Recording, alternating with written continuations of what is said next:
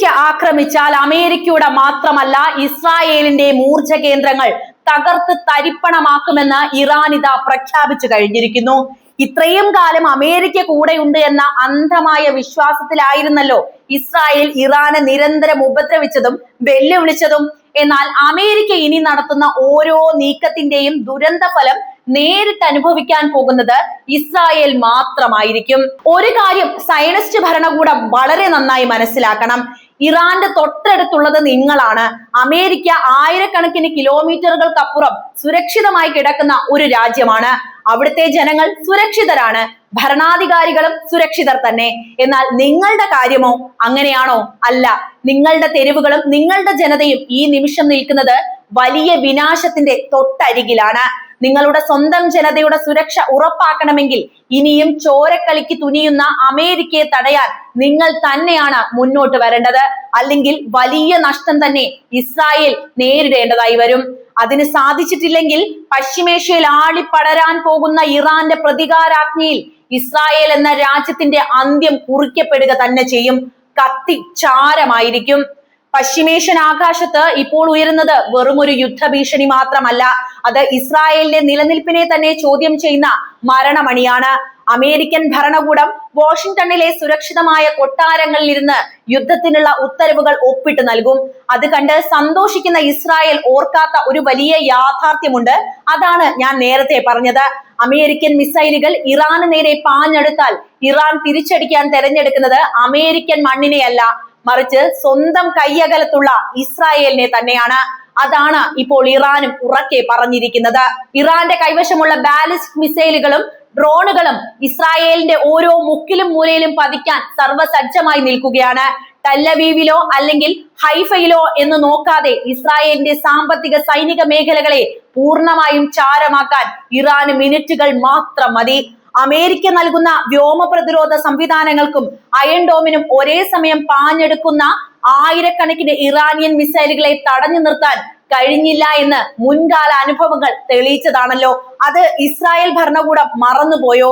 Israel ഭരണാധികാരികൾ മനസ്സിലാക്കേണ്ടത് ഇത്ര മാത്രമാണ്: നിങ്ങൾ വിശ്വസിക്കുന്ന അമേരിക്ക ഈ കളിയിൽ നിന്ന് എപ്പോൾ വേണമെങ്കിലും തലയൂരാം. അങ്ങനെയുള്ള സാഹചര്യങ്ങളാണ് ഇപ്പോഴുള്ളത്.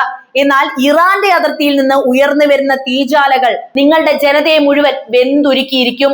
അമേരിക്കയുടെ ഭ്രാന്തൻ തീരുമാനങ്ങൾക്ക് കൂട്ടുകാരനായി നിൽക്കുന്ന ഓരോ നിമിഷവും ഇസ്രായേൽ സ്വന്തം നാശത്തിലേക്കുള്ള ദൂരം കുറയ്ക്കുകയാണ് ചെയ്യുന്നത്. എന്താണ് പുതിയ വാർത്ത എന്ന് നമുക്ക് കൃത്യമായിട്ട് പരിശോധിക്കാം.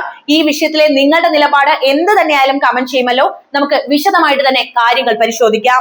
ലോകം വീണ്ടും ഒരു വലിയ വിനാശത്തിന്റെ അരികിൽ എത്തി നിൽക്കുകയാണ്.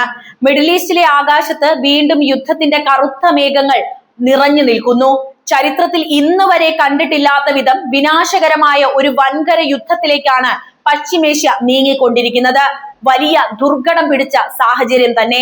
ലോകത്ത് വീണ്ടും ഒരു വൻ ശക്തി പോരാട്ടം കൊടുമ്പിരി കൊള്ളാൻ പോകുന്നു എന്നതിന്റെ വ്യക്തമായ സൂചനകൾ തന്നെയാണ് പശ്ചിമേഷ്യയിൽ നിന്ന് വരുന്നത്.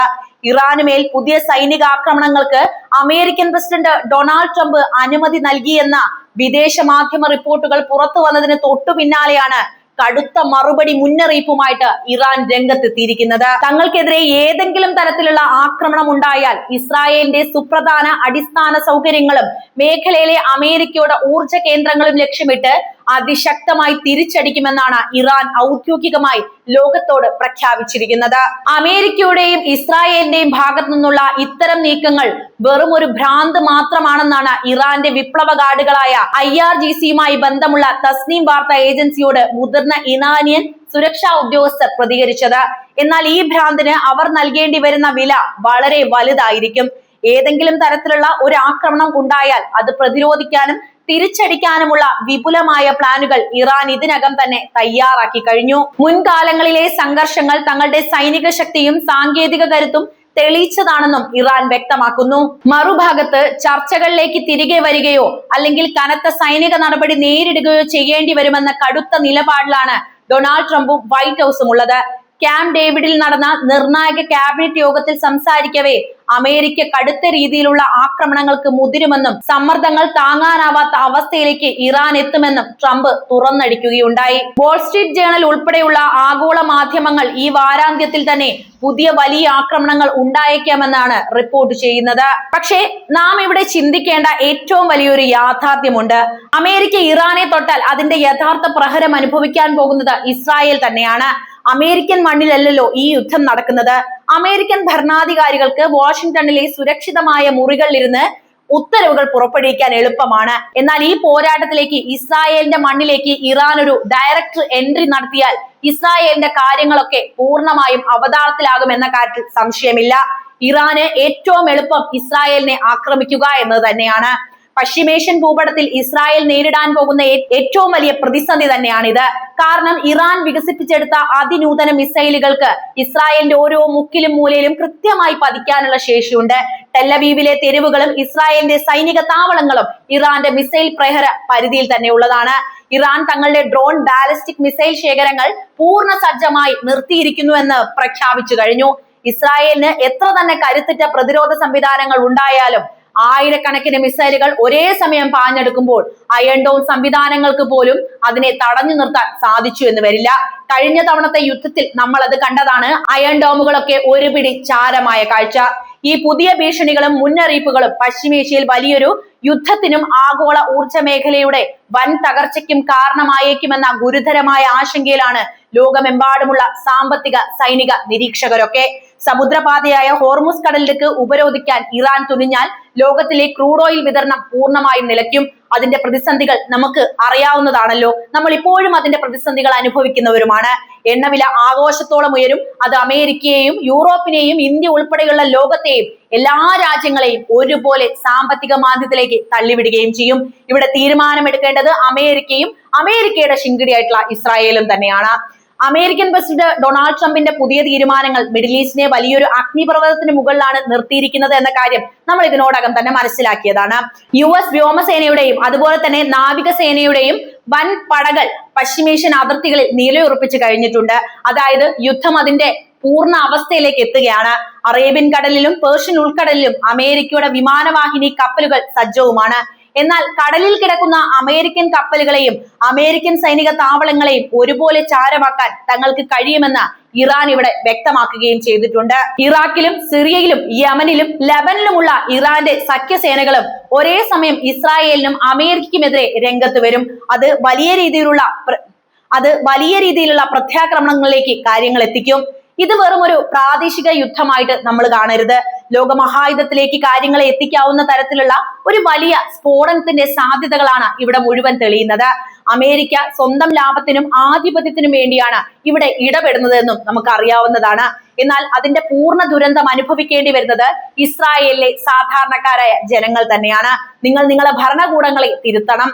ഇസ്രായേൽ എന്ന രാജ്യത്തിന്റെ സാമ്പത്തിക ഭദ്രതയും സൈനിക സുരക്ഷിതത്വവും ഇല്ലാതാക്കുന്ന തരത്തിലേക്ക് ഇറാന്റെ നേരിട്ടുള്ള ആക്രമണങ്ങൾ മാറും. അവിടെയും പൊലിയുന്നത് മനുഷ്യ ജീവനുകൾ തന്നെയാണ്. ഇറാന്റെ തന്ത്രപ്രധാനമായ ആണവ നിലയങ്ങളെ ആക്രമിക്കാനാണ് ട്രംപും ഇസ്രായേലും പദ്ധതിയിടുന്നത് എങ്കിൽ ലോകത്തിന് സങ്കല്പിക്കാൻ കഴിയാത്ത തരത്തിലുള്ള തിരിച്ചടിയായിരിക്കും ഇറാൻ നൽകാൻ പോകുന്നത്. തങ്ങളുടെ പക്കലുള്ള അത്യാധുനിക ആയുധങ്ങൾ മുഴുവൻ ഇസ്രായേലിന് നേരെ പ്രയോഗിക്കാൻ ഇറാൻ മടി കാണിച്ചു എന്ന് വരില്ല. അത്രത്തോളം പക ഇറാനുണ്ട് ഇസ്രായേലിനോട്. ഇതുവരെ കണ്ട യുദ്ധതന്ത്രങ്ങളിൽ നിന്നും വളരെ വ്യത്യസ്തമായി പൂർണ്ണമായും നശീകരണം ലക്ഷ്യമിട്ടുള്ള ഒരു ആക്രമണ തന്ത്രമായിരിക്കും ഇറാനിനി പുറത്തെടുക്കാൻ പോകുന്നത്. അമേരിക്ക നൽകുന്ന ഉറപ്പുകളിൽ വിശ്വസിച്ച് ഇറാനെതിരായ ആക്രമണങ്ങൾക്ക് തലവെച്ചു കൊടുക്കുന്ന ഇസ്രായേൽ വലിയൊരു ചരിത്രപരമായ തെറ്റാണ് വരുത്തുന്നത്. അമേരിക്കൻ സൈന്യം ഭൂഖണ്ഡങ്ങൾക്ക് അപ്പുറത്താണുള്ളത്. എന്നാൽ ഇറാൻ ഇസ്രായേലിന്റെ തൊട്ടടുത്താണ് നിൽക്കുന്നത്.